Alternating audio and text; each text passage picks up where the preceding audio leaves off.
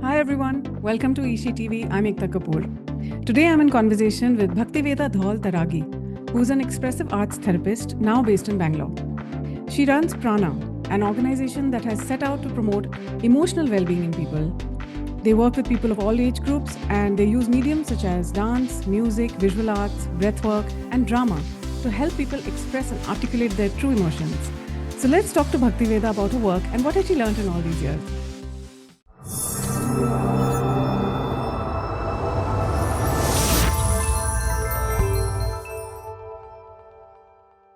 So, hi Bhaktiveda, so happy to have you on the show. Thank you for being here on Ishi TV. Thank you. First of all, thank you so much for having me here. You got interested in the mind body connection while you were taking up sports in your university. What were your findings at the time, and at what point did you decide that, look, I'm going to make this my career? I think that I was very blessed as a child to have a very active lifestyle. And I always use the body in performance, in dancing, and of course in sport. And every time I engaged in the body, I realized that there was a release of serotonin, there was a release of dopamine, there was endorphins kicking. But one never realized the scientific and biological backing, at that time. One just felt good. Um, and then adding to the fact that I went to the US to play squash as a Hmm. squash recruit, the whole world opened up in terms of subjects that one could choose from. So initially, I was a double major in psychology and theater and dance. And I realized that there was a huge overlap that was happening between these subjects. So when we were assessing, the behavior and the body, it was all psychological. And when we were getting into theater, we were getting into the character of somebody's mind. So I found that there was like an overlap, like in all my psychology classes, we were talking about the body. In all my acting classes, we were talking about the mind. And I kind of really started getting interested in the mind-body connection and Hmm. how does this work? Like which aspect leads what? Does the mind lead the body? Does the body lead the mind? And what is the connection between the mind and body? And Hmm. how does the human body or the human being work holistically? Yeah. And I discovered this beautiful field called dance therapy. And I said, wow, this is exactly something I love to do because I love to dance. And then I said, this therapy as well, which also means that not only am I getting to do what I love to do, but I can also help others. So I initially started off with a research thesis in kind of understanding the universality of the joy of movement. Um, Hmm. and just to give you a little brief, my first research study was between these kids who were diagnosed with HIV in an NGO in Okay. Mumbai.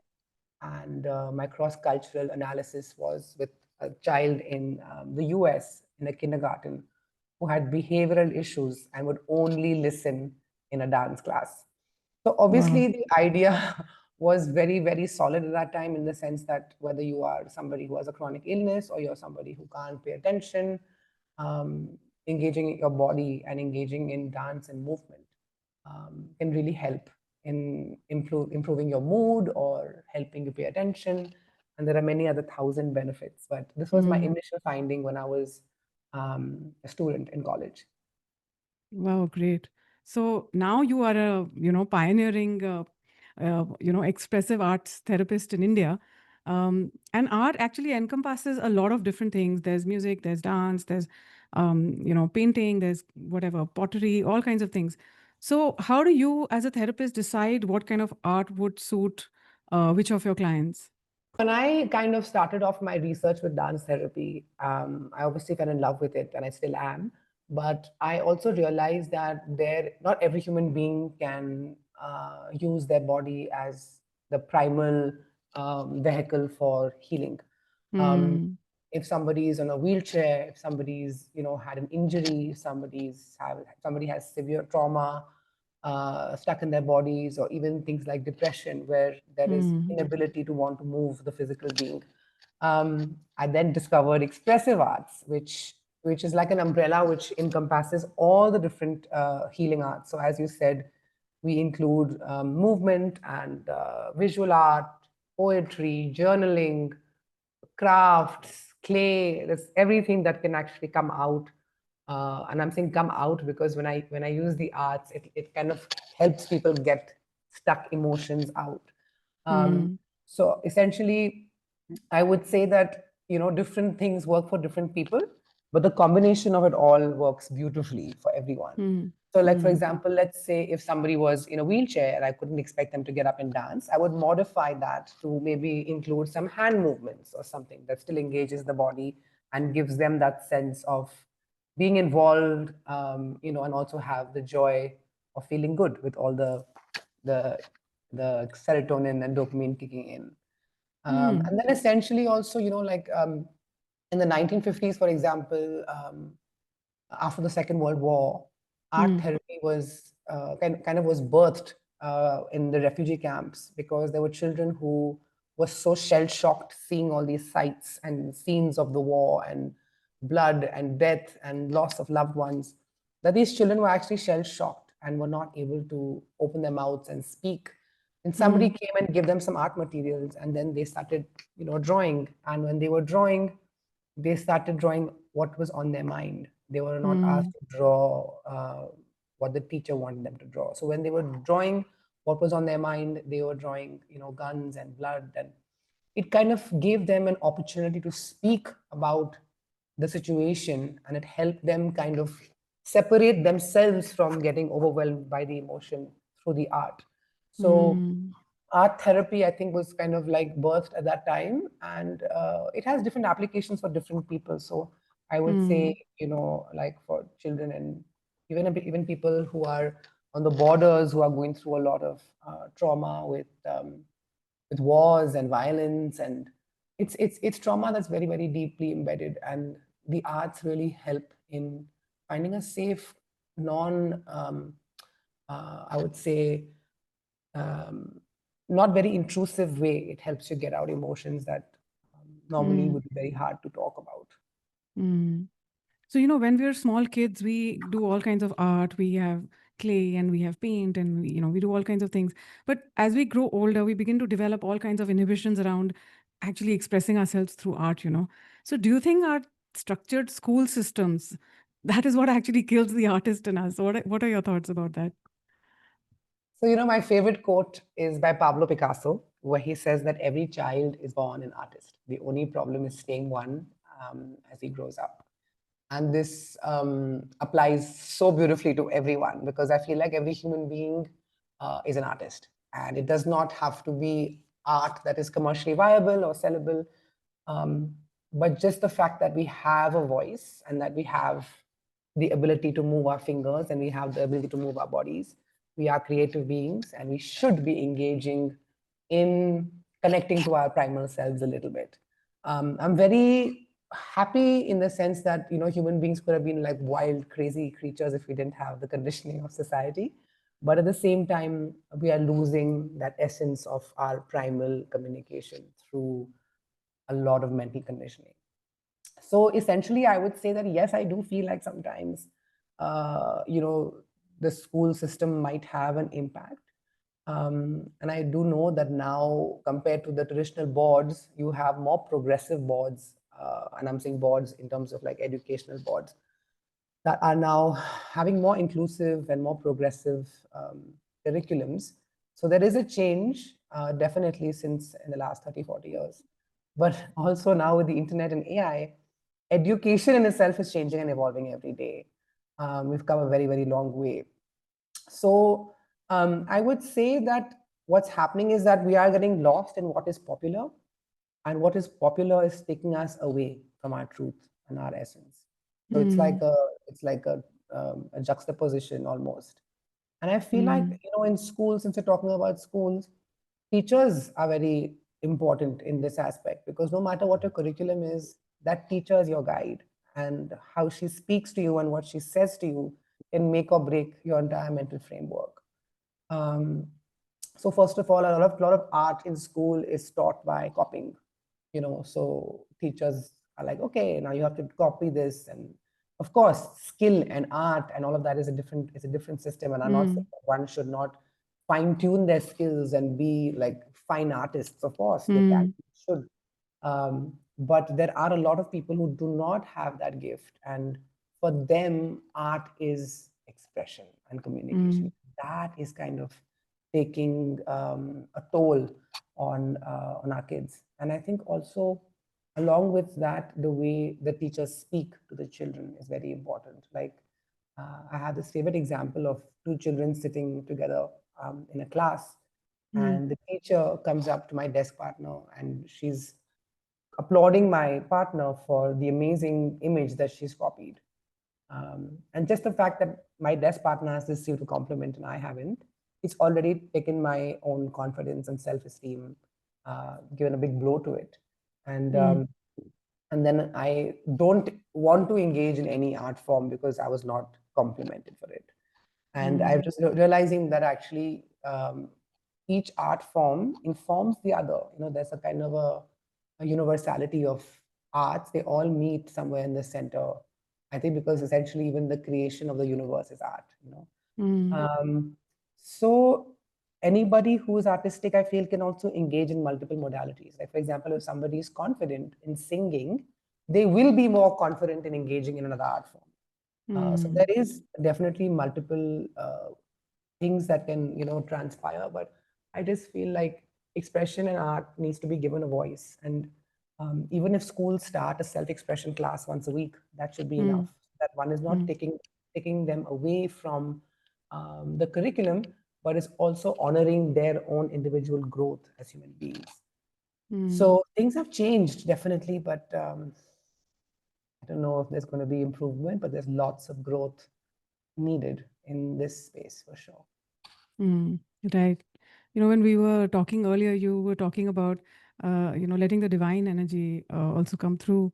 So, I felt as if your work has elements of both science and spirituality. So, how do you, as a therapist, manage to balance the two? And why do you think that they are both important for the healing process?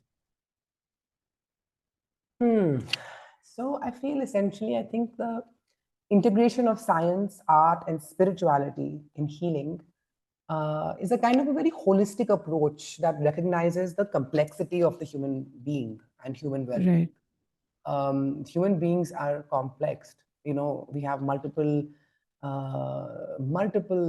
perspectives and philosophies on, and different cultures have different ways of interpreting the same thing. But if you break it down, I would say that science focuses on the physiological aspects of curing the disease. Uh, the art of medicine addresses the human experience of illness uniquely, and spirituality gives you a source of meaning, hope, and connection. So essentially, when you mix all of them, when you have the arts and then you have the science, which is the body, and you have spirituality, which is the divine, it's like a threefold, like deep approach to healing yourself. Um, and essentially, integrated care, which is holistic, recognizes that a patient's healing is influenced by three things: their biology, which is science; their emotional state, which is art; and their belief system, which is also spirituality. So I think that it's interesting that it's culminating into a space where well-being and care cannot be looked at on one level. You cannot say that this medication will heal you for life because you haven't gone to the root cause of it.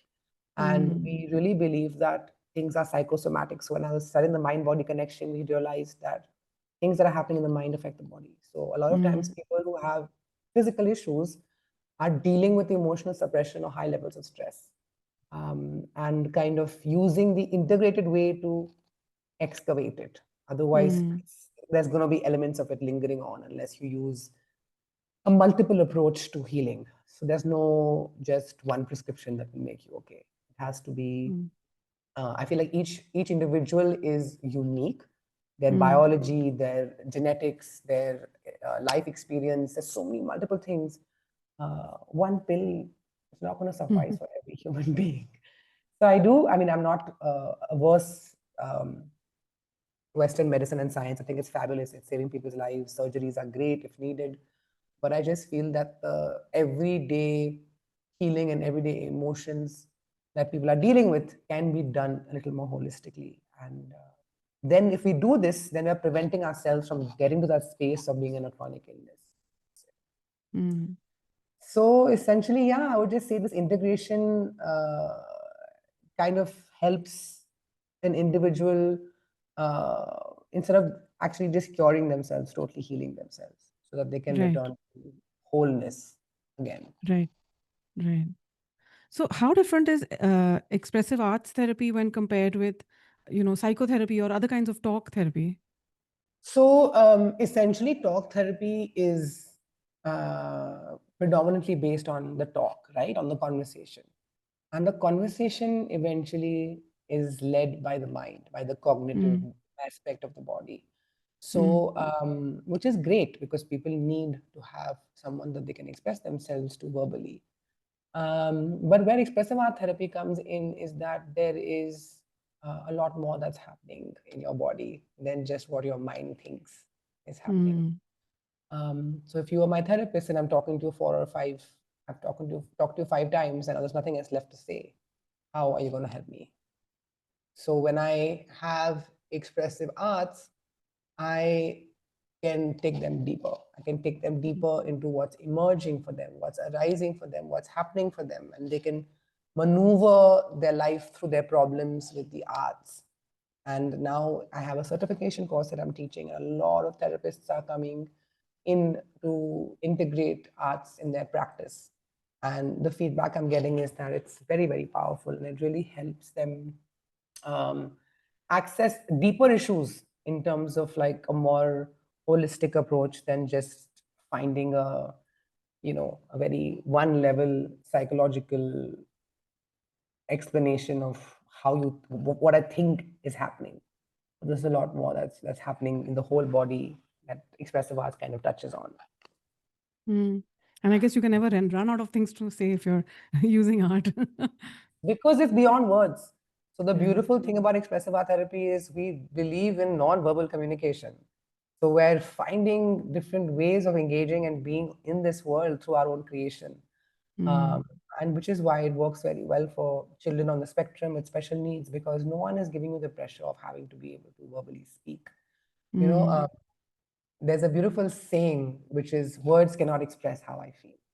mm, And this is the fundamental of the expressive arts because words cannot express how you feel. So then let's find a way to express our feelings. And mm, art in a non judgmental way is the most beautiful way to connect to that feeling and let it mm, out. mm. So, how important is a parent's role in this? Like a parent's encouragement to let their child just take up art and express themselves fully, through that? Subjective question because each situation is different. But I would say that, first of all, I don't know if there are enough art, expressive art um, opportunities for parents to take their children to. And I really hope and I Mm, know that it's growing. There are more and more facilitators coming into the world that are holding space. Um, but I think that if a parent really wants to get the child to do anything, uh, I think the best way for a child to learn is through observation. So I can only lead by example, right? So mm, I can't force my child to draw if I'm not drawing. Yes, he will draw it and then he will wait for me to look away and then leave his pencil and run out. So I think that with little children, they're already expressing. They're already they're not suppressing themselves through their own minds too much. Like they're playing, they're engaged, they're there in the sense where that they are giving us their cues. It's sad that parents are not listening to them. So when so children maybe do the parents need to learn from the children. 100%. I think children are our biggest teachers. But like for example, I see many times, and thanks to this work, it's opened my awareness so much. When you see a child doodling or drawing, for us it's doodling because we are trying to capture the image in a manner that has got some form and shape, and for them it's abstract, right? But in their abstraction, there is a lot of meaning. If only we had give our children a chance or our child a chance to explain what that scribble was. And I guarantee you, for those of you who have small kids and they come up with something because they have no skill set to draw very advanced shapes, let them speak about what they have made and you see what all comes out of their mouth. Even in play therapy, for example, one uses toys to assess what's happening in the children's mind space. And essentially, the way the expressive arts work in all the modalities is that one will only express what is their inner influence. So if a child is going through something traumatic at home, it will come out in their play. We just have to be observant, be present, and be aware to listen to what it is that our child is saying. Easier said than done. It's a constant reminder that we have to keep doing, because there's a role we play as a parent, and we have to be authoritative, and the child should listen to us, and that's okay. But as long as we're truly, truly, deeply listening, um, there should be um, there should be the space for the child to grow as well. But I feel like, of course, like for me, if I see any child in therapy, their parents have to. I would like to do a session with them separately and then with the child, because what's happening with the child is basically the parents that is. So most of the time, like 99% of the time. So yeah, the parental role is important, but I feel like expressive art therapy works for all ages. Recently, I've been doing a lot of work with young adults, and I really believe that every human being needs to do this. Every human being, uh, no matter whether you have depression or whether you have a cognitive issue, or whether you're just a successful, happy person, or whether you are somebody in a senior citizen home, somebody's in jail, it works for everyone, because every human being needs to have that time to themselves where they can be in a space where they're not judged by any other. So how often should we do expressive arts therapy? So I think essentially, the field of expressive art therapy sounds a bit like, oh my God, what is this? It sounds very big and it's something I don't understand. I think what essentially what I'm learning through the years is that it's really creating that little personal ritual for yourself. So first of all, we have to let go of the idea that when we are creating, it has to be something that has to look good. So the idea is the process over the product. So in the creation is the magic, and in the letting go and being free, that is where the magic of the subconscious is. Um, and I think it's important that you can build a habit of slowing down through the arts. So I would say that, if you can do even a 5-minute doodle or a 10-minute doodle at the end of the day, which is kind of like just helping you check in with your emotions, checking in with yourself, and letting the imagery and the art uh, guide you, and not having, okay, today I'm going to draw a building and a tree and a person. That is not therapy. But if I just put on some lovely music, I put a candle on, I just take any colors that are handy, and I just let go. And I'm like, okay, how am I feeling right now? I'm just using my emotions with the art and not my mind. If you can do this practice once a week to start with, and then maybe once you get the hang of it every day, you're essentially creating a living container that feels safe for you to express and be validated in this world. I think all of us are looking for validation. And the expressive arts is a beautiful space to help you feel validated, no matter how good you're at in the arts or how high your skill level is. You you have the birthright to express and to be accepted. And this is what the expressive art does for each individual. So I would say a daily ritual, using art, or even if you're humming, singing, just using creativity every day in some form, whichever forms feels right to you, is something which I would really um, encourage everyone to do. Find a little bit of play, a little bit of joy, a little bit of creativity in their lives, and it might prevent you from some serious issues later on in life. Right. So great. Thank you so much for sharing your time with us and telling us about your work and about your learnings from expressive arts. And I wish you all the best. And I hope that you're able to really spread the word and share this knowledge with as many people as possible. Because I think connecting with ourselves and living holistic lives takes some work, but we need to start it somewhere, So thank you for the work that you do. Thank you so much, Ekta. Appreciate Okay, it. bye-bye. Take care. Bye bye.